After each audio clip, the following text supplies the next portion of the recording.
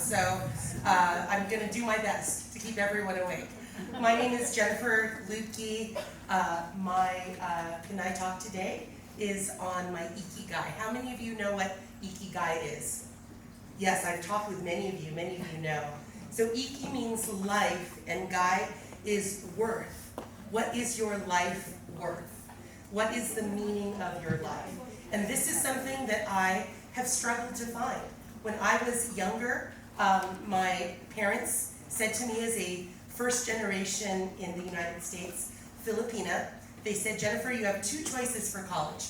You can either be a nurse or you can be an accountant. So I thought to myself, I hate blood. No offense to anyone in the medical profession here. An accountant, let's see, all you need to do is add, subtract, divide, and multiply. I think I can do that, and just put things in the right columns. So I became an accountant, really with no direction. I was in accounting for 15 years, and I found the profession for myself not something that I was super interested in, but I didn't know what else to do. Nobody asked me, what do I love to do? My parents did not ask. They were very practical. They said, this is what you need to do. You have to be employed and have a profession. They didn't say to me, Jennifer, what do you love to do? No one asked me what I was good at. It was nursing or accounting. What can I be paid to do? That's what my mother wanted to know. How can you not live in my house, right? Or at least if you're going to live in my house, you're going to pay some bills. What can you be paid to do? What does the world need? I mean, honestly, I think my parents were very contributing to charities and such, but they never talked to me about what the world might need. And so these were questions that I just learned when I studied my Ikigai. So with Ikigai, and I'll have a graphic at the end, I learned that passion is what you love and what you're good at. So no one asked me what I loved, and no one asked me what I was good at, so I didn't know what my passion was. Your profession is what you're good at and what you could be paid to do. So I was an accountant, and that is what I did. Vocation, what you can be paid to do and what the world needs. The world needs accountants. The world will always need accountants. And so I did know something about my vocation, right? Yes. And my mission, what does the world need? What do you love? I had no concept about what that was. And so passion and profession, when you look at that intersection, there's satisfaction, but sometimes there might be a feeling of uselessness.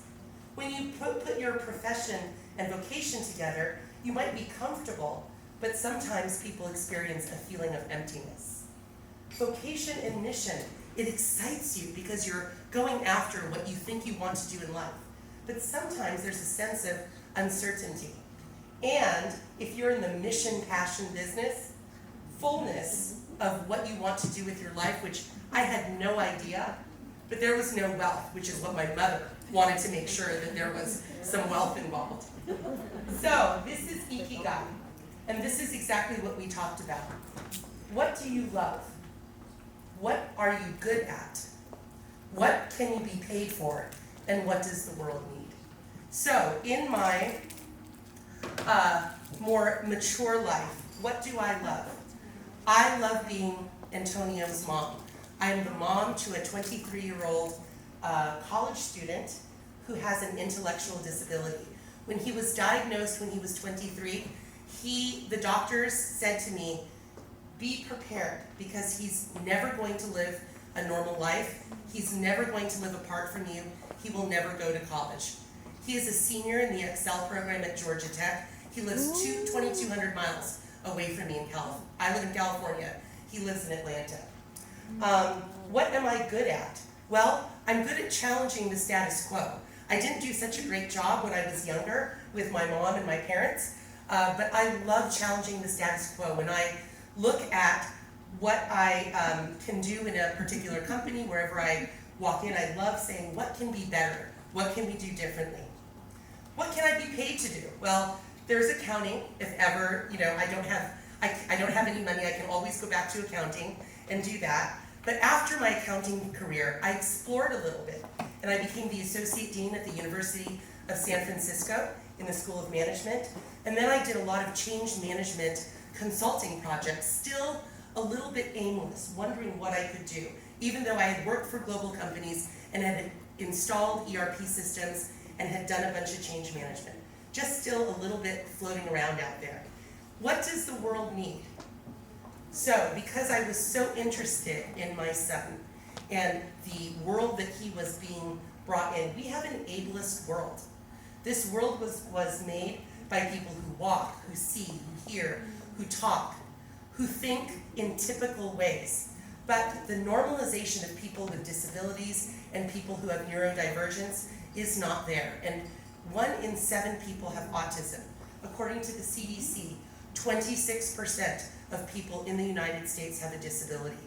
In the world, they say it's 15%, but we think that that's an underrepresented number because many countries, especially third world countries, cannot collect that data. So I want to make the world that my son goes into, I don't want to fix him. He's perfect the way he is. I want to change the world for my son and for everybody like him. He has given me my purpose. So when it comes to what can I be paid for, we talked about that, what the world needs. So one day I'm sitting and I'm at a consulting assignment at Facebook, and I had all but given up on being a corporate executive. I thought it's just too hard. You know, your ideas kept getting stolen by white men, quite frankly. As a woman of color is usually the first, the only, the person at the table who's different. And one day I got a call from a recruiter, and he said to me, I have a great job for you. I see that you're sitting on all of these disability boards. I see that you've done academic research on disability, and you've got a business background. I've got the perfect job for you. I said, tell me what it is. He told me. I looked it up. Everybody on the executive team was white, and everybody on the board of directors, except for maybe 2 people out of 15, were white. And I said, you know what? No thanks. He called me about 6 or 7 times, saying, please, this is the perfect job for you. You have to interview. I said, fine, I'll go ahead and do it. But honestly, I just don't want my ideas stolen anymore. I'm tired and I want to do my own thing. So, long story short, I became the senior vice president. I'm on the executive team. I'm the chief workforce inclusion officer for Pride Industries. We are in 17 different states. We have 5,000 employees. I run a $40 million P&L. The company is a $430 million social enterprise. And what they do, it was started by parents just like me in 1966. And those parents wanted more for their kids. They wanted more for their son. I want more for my son. And I want us to not be an ableist society. Plus, when you factor in the intersection of people of color, gender, all of those things, this world needs to be more inclusive.